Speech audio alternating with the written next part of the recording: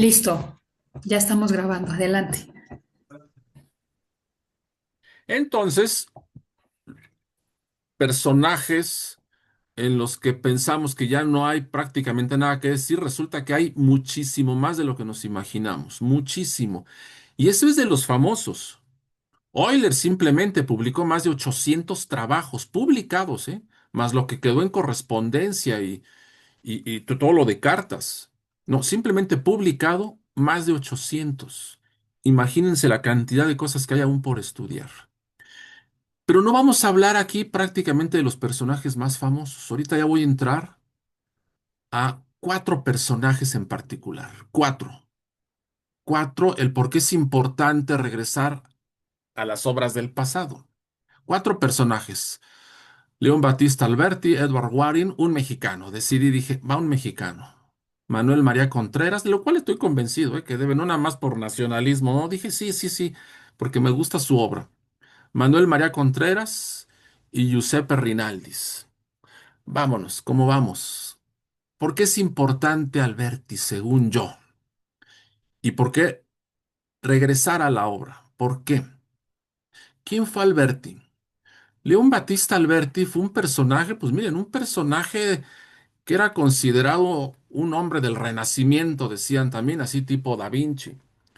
De hecho, Alberti es muy, muy conocido porque fue el que dejó las bases de la teoría de la perspectiva, que posteriormente retoman artistas del Renacimiento, entre ellos Leonardo da Vinci, este, Miguel Ángel, o sea, los más famosos que se imaginen. Parte de su preparación técnica fue leyendo a Alberti en la perspectiva. Pero Alberti no nada más, este fue su legado, no. También fue asuntos de filosofía, de literatura, pero en la perspectiva fue impresionante lo que hizo. Pero hay una obra casi olvidada, casi, que es una obra que tiene que ver con criptografía. Una obra, criptografía, que es toda esta área de ahora de la matemática, antes no lo era de la matemática, ahora sí es un área de la matemática, un área, podríamos ponerla de la teoría de los números, que es esta parte de la ciencia que cifra la información, protege la información. Todo, y actualmente pues todavía mucho más. Es un área que está en pleno, en todavía más auge y desarrollo de lo que ha estado siempre, ¿eh? Nunca ha dejado de estar desde el periodo romano. La criptografía ha ido tomando cada vez más importancia, pues, por proteger la información. Y León Battista Alberti escribe, bueno, no publicó, pues por los años todavía no existía la imprenta, entonces a él no le toca.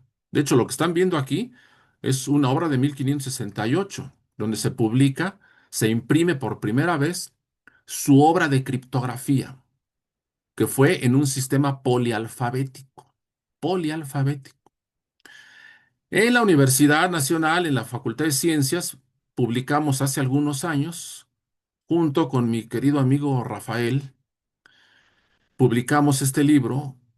Él hizo la parte de juegos matemáticos, yo hice la parte de componentes y cifras, o sea, la parte de criptografía, y se publicó por primera vez al español la parte de criptografía.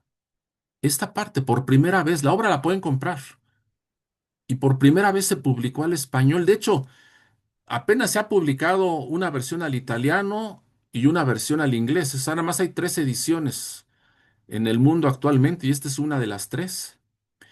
Y no es por nada, pero yo creo que entre la italiana y esta son las que tienen los comentarios más grandes. La que está en inglés no. Tiene los comentarios del estudio preliminar es muy corto, muy, muy corto. Este estudio y esto de Alberti es una obra importante de criptografía porque nos permite cifrar. Él usaba unos unos discos de cifrado que a algunos les recordará las máquinas de cifrado en la Segunda Guerra, les recordará quizá el código Enigma, les recordará cosas de estas. Pues así es como se cifraba con Alberti, así cifraba él. Y el sistema de cifrado de Alberti es tan bueno, tan efectivo, que se siguió usando hasta todavía los años 50 ya de nuestra época, del siglo pasado. Y es un sistema que, bueno, se dejó de usar a nivel gobierno, a nivel a niveles ya altos, pues porque fueron encontrando los sistemas exponenciales, los sistemas RSA, y obviamente surge el cómputo, el hackeo era más fácil, pero cifrar con los discos de Alberti, créanme que es extremadamente difícil hackear, y actualmente, con todo y el cómputo. En la universidad hemos hecho pruebas con mucha gente que dice que no, hombre, denme lo que sea y lo llevamos a donde ellos trabajan, a empresas de cómputo y no han podido abrir Alberti. Nunca han podido, nunca han podido. Entonces es un sistema que para uso no nada más personal, ¿eh? Es un sistema que para cifrar hasta para la mediana empresa, yo creo que sigue siendo sumamente efectivo. Claro, no usando ya los discos. No. Actualmente, pues se computariza. De hecho, aquí pongo una muestra de que no se va a llevar con discos, ya se hace con tablas, dijéramos, con tablas modulares, ya se trabaja módulo 26 o se aumenta a como quieran el alfabeto, aumentan caracteres, lo que sea, entonces el módulo puede ir aumentando. Entonces, pues toda la base es modular, es un sistema modular con congruencias, que actualmente así lo vemos, pero es un sistema muy efectivo todavía. ¿Y por qué recurrir a esto? Porque puede seguir siendo muy vigente usar este sistema y aprenderlo. Y para nuestros jóvenes, porque parte de este seminario es qué le podemos llevar a nuestros jóvenes. A nuestros jóvenes, yo siempre que lo llego a exponer, los sistemas de cifrado y este de Alberti, les entretiene muchísimo empezar a cifrar con los discos. Los discos se pueden hacer hasta en papel, miren. De hecho, esta imagen es del original de la transcripción italiana que se hizo, por eso se ve así la tipografía. Se pueden hacer en cartón y uno hace sus discos ahí descifrado. A los jóvenes en la facultad, y lo he hecho en dos prepas, lo he llegado a hacer, les entretiene muchísimo porque se dan cuenta que empiezan a cifrar y que en efecto tienen un método de cifrado para proteger la información. Y hackearlo, bah, nadie lo hackea. O sea, o sea, si ciframos en Alberti, claro, aparte a nadie le vamos a decir. Esto lo hice en el cifrado de Alberti, pues no, a nadie se lo vamos a decir. Así que si alguien nos pescara la información cifrada, no se va a imaginar ni en qué está. No, no. Entonces, sí es interesante que regresemos a leer Alberti. Lo podemos llevar a las aulas Alberti y enseñarlos a cifrar. Y para nosotros como profesores, créanme que yo cuando trabajé todo el estudio preliminar y la traducción, toda la traducción de la obra que está en este libro, hubo partes, hasta dejé planteadas ahí en el estudio preliminar, dejé líneas de trabajo que aún yo no respondo, que eran líneas de trabajo que podían ser de investigación para tratar de responder dudas, enigmas sobre todo esto. Entonces, trabajo por hacer aún hay. Y trabajo que nos puede servir para el aula, el trabajo de Alberti, seguro, ¿eh? Es muy entretenido para los jóvenes empezar a cifrar. Entonces, esta es una razón por la que digo, ¿por qué es conveniente regresar a leer a los autores del pasado? Este es un primer ejemplo. Un segundo ejemplo, Edward Waring. Edward Waring fue un gran personaje de la matemática británica de pleno siglo XVIII, pero un personaje poco conocido. Él fue un profesor lucasiano, eran de los que ocuparon la cátedra, era la principal cátedra en Cambridge. De hecho, después de Newton, Newton luego la ocupa, me parece que Saunderson, luego la ocupa Waring. Creo que hubo otro en el Inter, pero Waring fue uno de los lucasianos, fue uno de los profesores importantes que ocuparon la cátedra. Pero un personaje que se le recuerda, principalmente se le conoce por algo que se le llama así, los problemas de Waring. Así se le conocen, los problemas de Waring. ¿Qué nos dicen los problemas de Waring? Que todo entero lo puedo escribir como suma de enésimas potencias. Y en particular nos dice que todo número lo puedo escribir a lo más como suma de cuatro cuadrados. Cuatro, a lo más. Podrían ser tres. Podrían ser tres. Es más. Hay clases residuales de números, clases de equivalencia donde todos son suma de 3, pero para que todos sean es 4, a lo más 4. O para cubos, así llevando el orden de las potencias, nos dice también que todo número es a lo más suma de cubos y se sabe que es a lo más 9. Waring no dejó dicho cuántos, dejó dicho a lo más, puedes, no, ni siquiera, perdón, no dejó dichos ni siquiera el a lo más, no, nada más dijo todo entero es representado como suma de enésimas potencias, todo número. Y aquí tenemos ejemplos. Un ejemplo breve. Por ejemplo, el 310. Ahí está, es suma de 4 cuadrados. El mismo 310, suma de cubos, que actualmente sabemos que para que todos sean tienen que ser 9. Pero aquí se ve que puede ser con 6. Suma de cuartas potencias tienen que ser 18 cuartas potencias, 18, aquí está, 18 a lo más para que todos sean. Aquí puse un ejemplo pues, donde no son 18, pero entonces todo número, en este caso el 310 sería suma de cualquier potencia. Claro, se pueden usar ceros en un momento o puros unos, claro, en el caso, porque cuando son números muy chicos pues, y las potencias van creciendo, pues sí, hay que usar unos. Pero es por lo que se le conoce principalmente a Waring. De hecho, yo no iba a hablar de Waring por esto, ¿no? Es por lo que se le conoce. Waring escribe un par de obras importantes. Este es uno, la Miscelánea Analítica. Esta es una de las obras. Otra es el Meditaciones de Álgebra. Esta es otra. De hecho, estas obras se pueden encontrar, están liberadas en la red, se pueden consultar. Esta está traducida al inglés, ¿sí? Por la American Mathematical Society, la de Meditaciones de Álgebra. Esas obras ahí están, son conocidas, se pueden estudiar. En particular, Waring, muchos opinan, y yo opino lo mismo, que es poco leído porque escribía muy mal, redactaba muy mal, era difícil leerlo. Y aparte, tenía un problema que desde su época lo notaron. Tenía un problema de visión muy, muy complejo que no le permitía luego revisar bien sus escritos. Entonces eso complicaba la escritura, la lectura cuando ya quedaban impresos. Entonces, es muy difícil leer a Waring. De hecho, sus contemporáneos desde aquella época del siglo XVIII dejaron por escrito e hicieron ver la dificultad que era leerlo. Entonces, pues sus libros quedó ahí más complicado. Pero no es lo mismo con los artículos.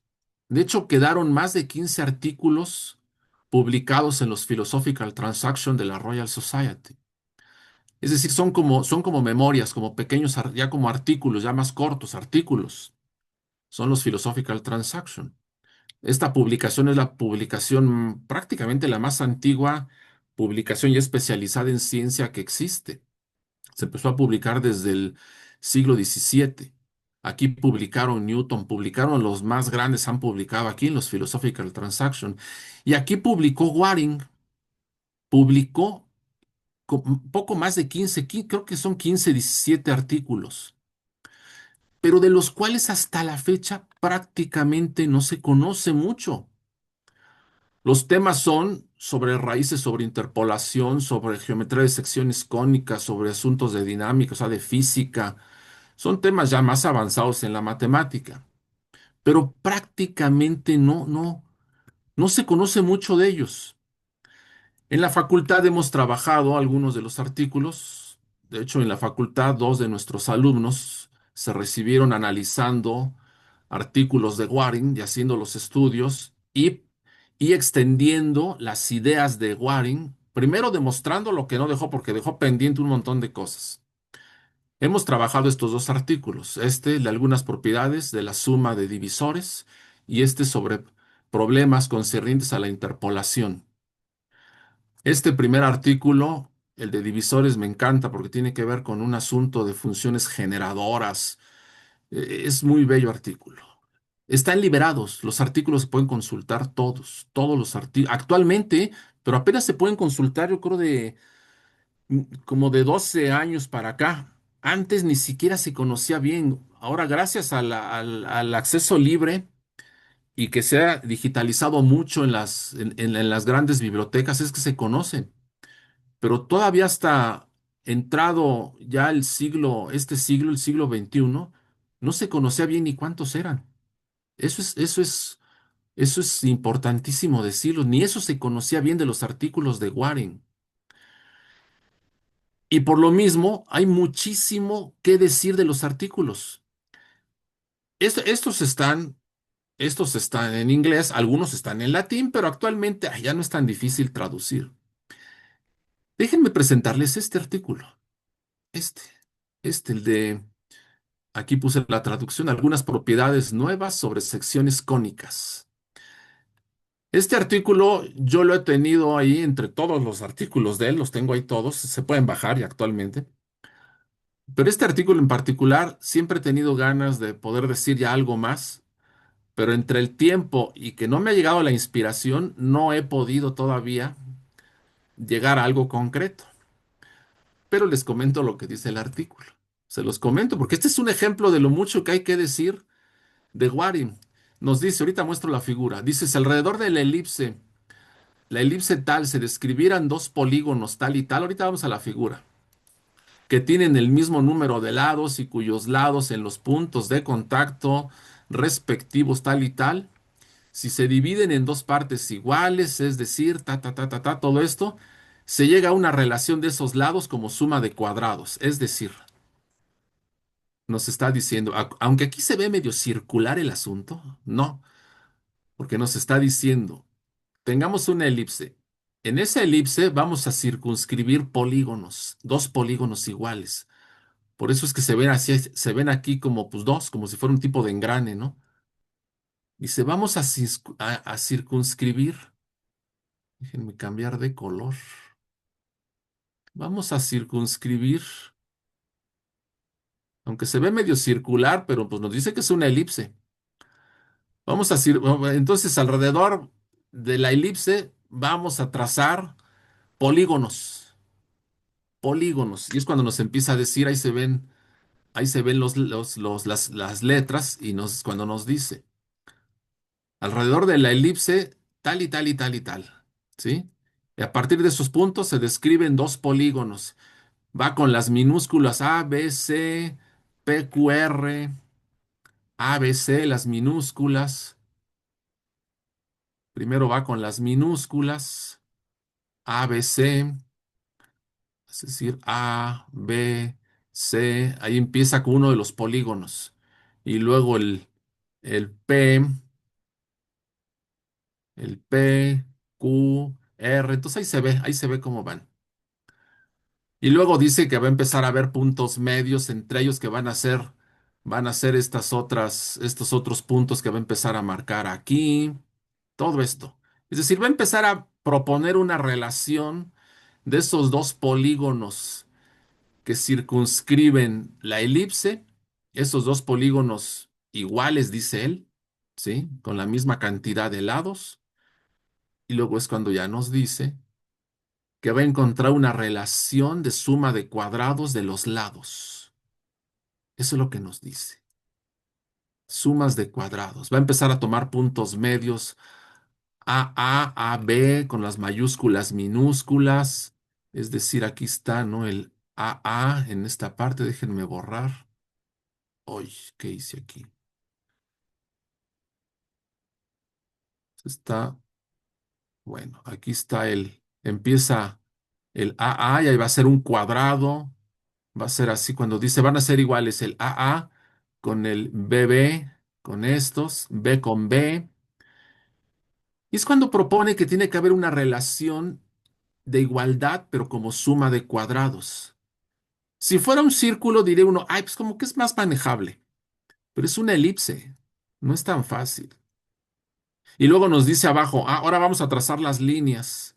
Vamos a trazar este conjunto de líneas, ya las líneas entre las mayúsculas y va otra relación. Las líneas de mayúsculas, nada más de mayúsculas. O sea, todo va alrededor, los lados, todo esto, ¿sí? Y ahora va una relación también como suma de cuadrados. Y luego nos dice el teorema 2. De hecho, es un artículo muy pequeño, es un artículo como de 3, 4 hojas, porque nada más vienen los teoremas enunciados. Son 6, si no mal no recuerdo, son 6 teoremas. Miren, en la hoja 2 ya van 3. Y luego nos dice, con base en la misma figura, nos dice, ahora tracemos desde el centro, lo que será como el centro de la elipse, tracemos todas estas líneas como si fuera un haz de rectas. Nos dice, pues con esas líneas, ahora vamos a encontrar esta relación que también va a ser como una suma de cuadrados. Y pone el etcétera porque podrían ser más lados, igual desde acá. No está limitando. Podrían ser los polígonos, podrían tener, no está diciendo cuántos lados, podrá ser más lados.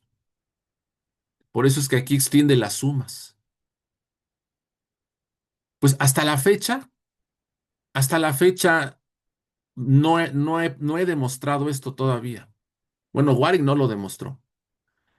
Ya una vez le buscamos en la facultad, dijimos, a ver, antes de empezar, porque pues ya saben cómo es este asunto de la ciencia, antes de entrarle a algo hay que pensar que si ya otros lo resolvieron. Entonces ya le hemos buscado antes de decir, a ver, antes vamos a ver qué han hecho otros. Pues no, más prácticamente ni siquiera mencionan el artículo. Entonces ese es un ejemplo de que, y yo siento que sigue siendo un problema vigente de propiedades de cónicas. Porque luego viene el problema. En este mismo, en el problema, en el teorema 2 que es el de las de rectas, aquí nos dice abajo, miren, esto también es cierto para los polígonos entre hipérbolas conjugadas, puta.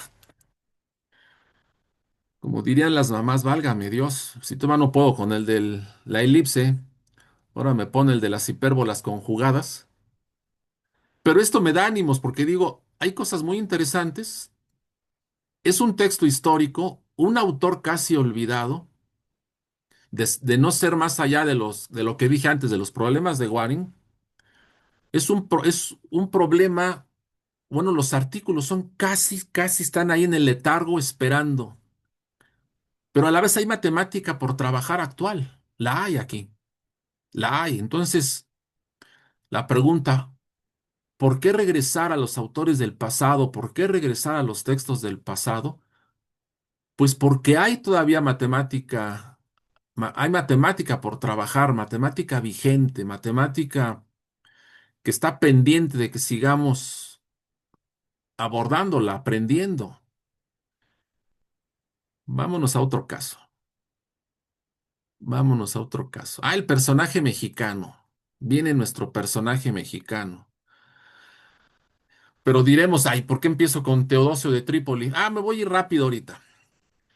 El asunto de la geometría esférica. La geometría esférica ha sido tan antigua como la misma geometría euclidiana, la misma geometría pitagórica, tan antigua. Porque la trigonometría esférica desde sus inicios tuvo que ver con observaciones astronómicas, de ahí viene. De ahí viene la necesidad de empezar a plantear el trabajo de las cuerdas sobre esferas, todo eso, pues porque era la visión de la bóveda celeste, que era como un tipo de esfera. Entonces de ahí viene a desarrollarse la trigonometría. Incluso vean aquí el grabado de la portada de este libro de Teodosio de Trípoli, un grecolatino pues más bien griego, de la Grecia clásica, del 1-2 antes de. Vean el libro y pues es la franja del zodiaco, es la bóveda, es los círculos máximos, los meridianos, todo esto. Y pues más astronomía no nos podían sugerir en esto. Más no se puede. Pero todo esto, ¿por qué empiezo con esto? Porque la importancia de la trigonometría esférica viene desde las épocas griegas. Bello libro el de Teodosio, miren, la reproducción, esta fotografía de un original. Las esféricas de Menelao, personaje del siglo I-II después de Cristo. Pues es algo que se fue, era una lectura obligada para los que querían y estaban haciendo astronomía, obligada a aprender trigonometría esférica, tan obligada como aprender geometría euclidiana, o sea, las dos. Pero estamos muy acostumbrados a la geometría euclidiana y a veces podríamos pensar que era la única geometría importante por estudiar. No, iba a la par, que Euclides no le entra hasta donde sabemos, capaz que sí, pero se perdió. No le entra a la esférica, es otra cosa, pero estaba paralelamente en los intereses. Entonces ahí está las esféricas de Menelao, Ptolomeo. Ptolomeo, la gran obra de Ptolomeo del Almagesto, todo el primer capítulo de la obra de Ptolomeo es dedicada a trigonometría esférica. Toda la obra de Ptolomeo, la primera parte, porque es la base para poder entrar a la obra matemática de Ptolomeo. Copérnico ni se diga.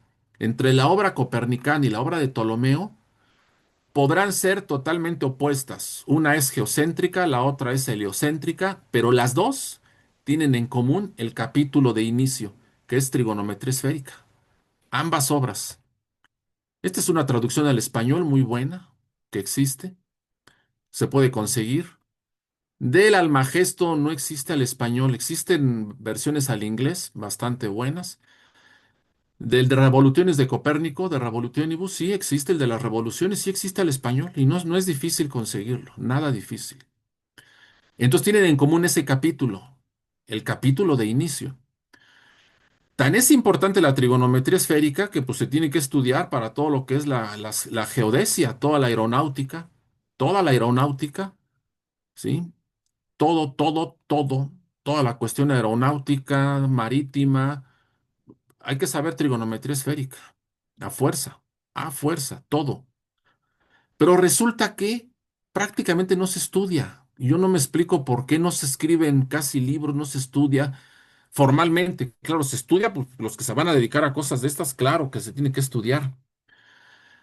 Pero formalmente, al menos en la formación básica, no se estudia. Y hay un libro que me ha gustado mucho desde hace muchos años, y he hablado de él en otros lados, el libro de Manuel María Contreras, del Tratado de Trigonometría Esférica.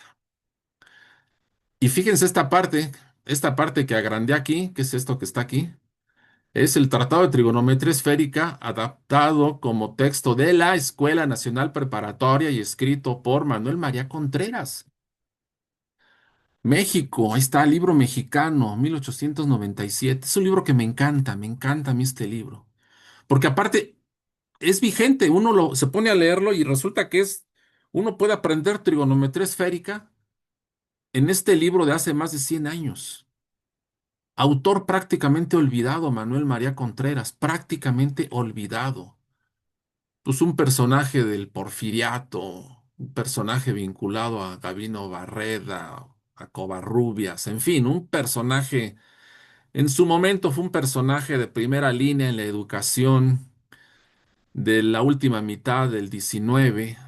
Escribió varios libros para la formación básica en matemáticas y en particular este de trigonometría esférica, que no tiene nada de elemental, ¿eh?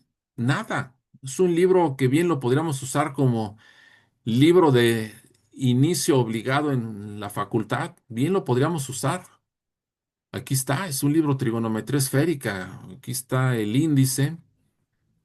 Aquí está ya cuando se empiezan a estudiar ya las partes de las tangencias, todos los ángulos, cómo se miden desde su manera externa, pero vinculados a los círculos máximos. Todo esto, o sea, todo esto, los círculos polares vinculados a los círculos máximos, todo, o sea, es una teoría totalmente vigente, totalmente, porque lo he comparado con libros que he usado. Actualmente tiene pocos años que en Facultad de Ciencias, en Geometría Analítica 2 viene una parte casi al final que dice trigonometría esférica, ideas, algo así dice, temas básicos, ni siquiera ponen qué, pero al final casi dedíquenle una semana, 2 horas, casi, casi, casi. Oye, César, perdón que te interrumpa, pero se va a volver a cortar la sesión. Estuve tratando Híjole, de arreglar, pero no se pudo. ¿qué hago? Entonces, pues como en 10 minutos se va a cerrar. Entonces, Bueno, ¿dejamos nos salimos correr? de manera, en 5 minutos me salgo para que sea de manera controlada Ok. y volvemos a entrar. En cinco Perdón, minutos me pero salgo. no lo puedo arreglar. No, qué bueno que me dices. En 5 minutos me salgo. Ok. Y volvemos a Entonces, entrar. tenemos este libro que para mí es totalmente vigente. Me encanta a mí este libro. Es más, ahorita que estoy con nuestros colegas de la Nacional Preparatoria, yo hasta propondría, vamos a hacer una versión digital. Impresa, ya sabemos que se complica actualmente. Una edición bonita, digital y que sea con derechos de la Nacional Preparatoria. Yo hasta invito ahorita, me comprometo, si alguien o si aquí tenemos ahorita alguien de nuestras autoridades, hagamos una edición digital dedicado para la Nacional Preparatoria. Claro, para todos, ¿no? Pero obviamente que surgiera de la Nacional Preparatoria. No es un libro grande, es un libro de 70 y tantas hojas, que creo que sería un gran rescate y que es totalmente vigente, totalmente. Yo creo que no, pues no creo que hubiera problemas de, aparte es la universidad de derechos de autor, pues se consiguen si es que tuviera, que no creo, nunca se volvió a imprimir, jamás. Entonces este es otro ejemplo del por qué es importante regresar a los autores del pasado. Por eso es que repito el título de la plática. ¿Por qué?